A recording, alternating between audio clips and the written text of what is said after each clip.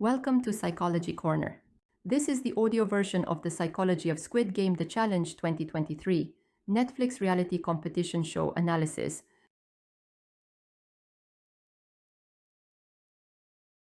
About Squid Game The Challenge. Yes, we are all waiting for Squid Game's second season.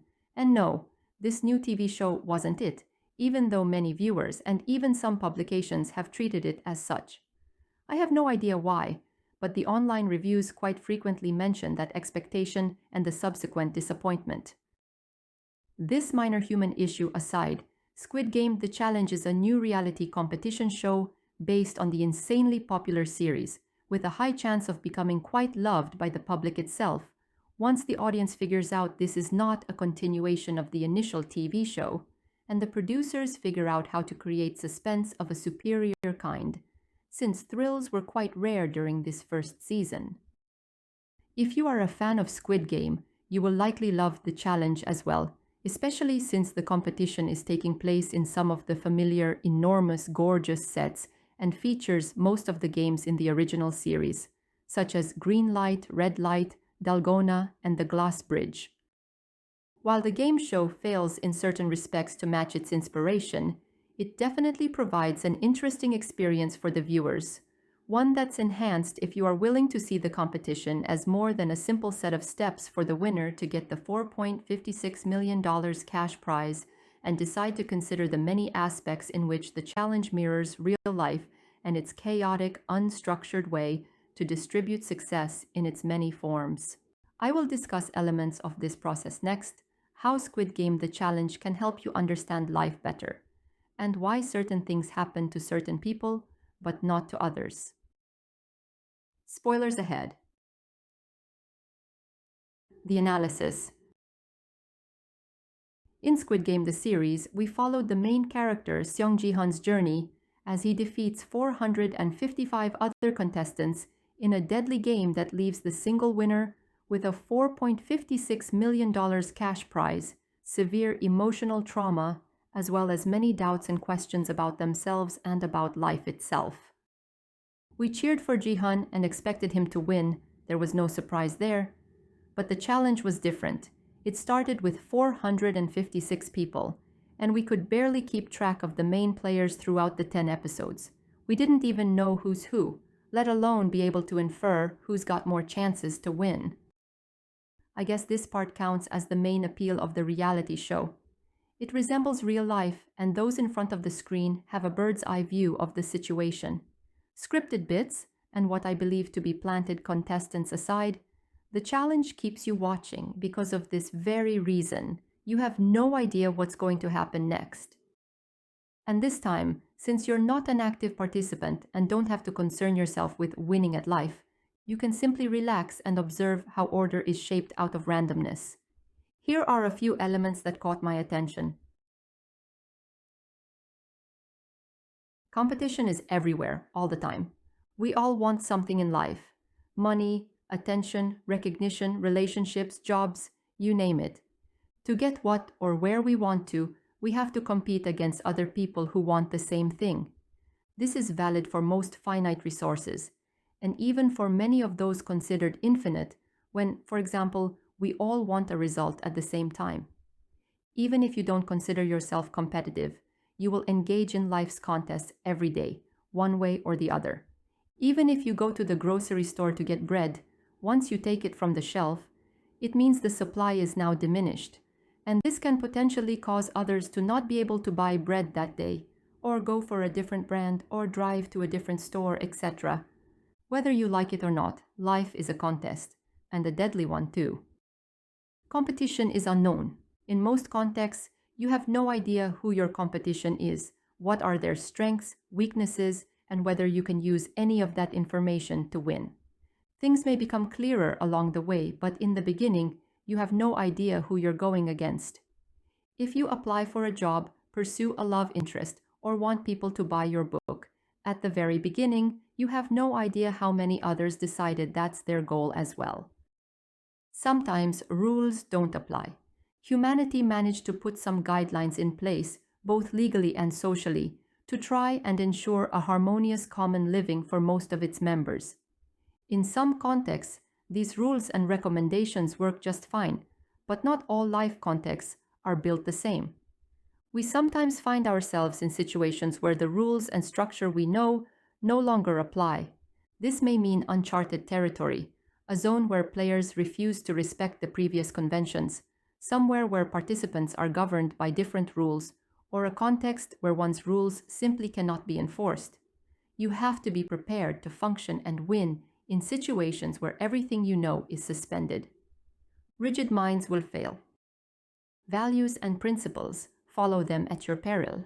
There will be life contexts where we need to reconsider our core values and the principles that shape our existence in the light of our goal. One may have to suspend, renounce, or adopt new values, beliefs, or principles to properly manage a certain situation. While I do advocate for an assertive lifestyle, which means you can act in any way you like as long as you do not harm or create any discomfort to another being, one must be realistic about the nuanced aspects of existence. Some contexts may require one to do things they are not comfortable with, and which go against the interests of others. Sometimes you can avoid these hard decisions, but at other times, your well-being and that of those around you may depend on this decision of yours.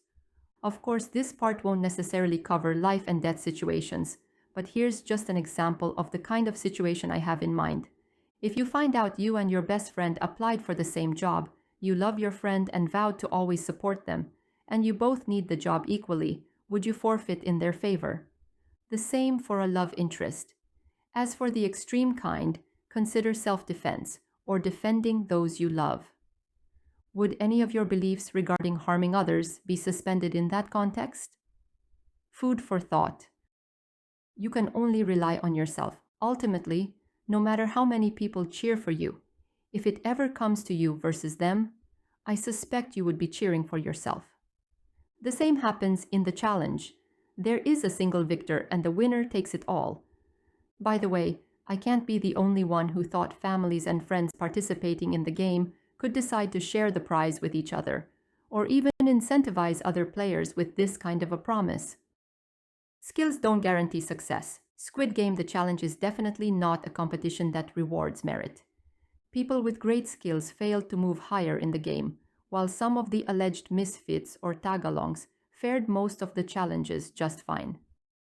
To lead or not to lead. In this game, damned if you do, damned if you don't. The challenge only allows one winner. This is not a team game in itself, but it relies on teamwork for certain parts of it. Deciding whether to be involved as a leader and accept the responsibility and risks that go with the role, or to simply follow some other contestant and put your fate into their hands, must have been one of the toughest types of choices for the participants. Sometimes it's luck and you can't do anything about it. Many contestants left the competition not because they were bad at it, but because their fate was decided by some random factor. A game of luck, a forced decision, an element that affected the group they were part of, etc. It happens in life too, and quite often that is. You have to be prepared to accept that there are situations that you have little or no control over, and that they will still affect you, sometimes in a significant way. Sometimes it's stupid and you have to go with it. Some of the games put players in ridiculous situations. Dalgona is one of them, and yet one had to make a fool of himself or herself to move forward in the competition. Visibility and low profiles. So many people look for fame or want their name to be known for something specific. Yet if you're visible, it means you're putting yourself at risk of being made into a target. People won't attack what they can't see, which is why some of the blandest contestants managed not only to remain in the game for a long period, but even make it into the final rounds. I had no idea where some of the contestants came from. Some were forced into the light because of a game or because the number of contestants kept decreasing, while others intentionally made it their strategy to keep a low profile throughout the game and use that to their advantage in the later phases of the game. Some goals and the path toward achieving them bring out both the best and the worst in people. Sometimes it's the same individual displaying both effects at different points in time. It's all in the triggers included in every segment of the game. different context, different person. In the challenge, we've seen participants show the best kind of human qualities: camaraderie, fair play, accountability, etc., and also the worst of traits: greed, narcissism, sabotage, manipulation, etc. That is also why we need to be careful about our real life environment and the people we surround ourselves with. When we have a choice, and that is in most cases, I'd say we go for those that nurture and bring out the best in us and others, instead of searching for opportunities to start new fires and burn everyone and everything in our path. Confined spaces or forced environments make people act in unpredictable, irrational ways. If people are forced into a certain physical environment or in social groups they do not like, disaster is, more often than not, about to happen. Being good at the game won't mean you'll win it. I did touch on the merit aspect before, but here I want to also add the fact that being incredibly skilled or good at what you do may also turn you into a target, not only for other skilled players, but mainly for those who lack your abilities and envy you for your results and potential. Haters and saboteurs may have a chance to use their destructive powers against you, and they will. It's irrational to think that everyone would admire you simply because you mind your own business and are good at what you do. Those who want you out of the game lurk everywhere and have no other interest than to increase their chance of success by ruining yours. You won't win if you don't play. Only the Squid Game contestants were eligible to win the $4.56 million cash prize. Those of us watching from home couldn't get the money, no matter how valid our observations were and how good we could have been at every one of those games. You simply cannot win a game you're not participating in. It's the same in life. If you want something, you have to intentionally put yourself in the situation and environment that can generate the desired result. Otherwise, your skills and aspirations are wasted. These are only some of the elements present in Squid Game: The Challenge that can be applied to real-life contexts as well. Ultimately, I think this show has the potential to gain a dedicated following simply because it resembles life's struggles and dynamics. And unlike the movie, The Challenge is already casting players for the next season. Let's just hope they'll jump on the right square this time as well and won't fall into the television void where so many of their fellow shows have gone to be forgotten.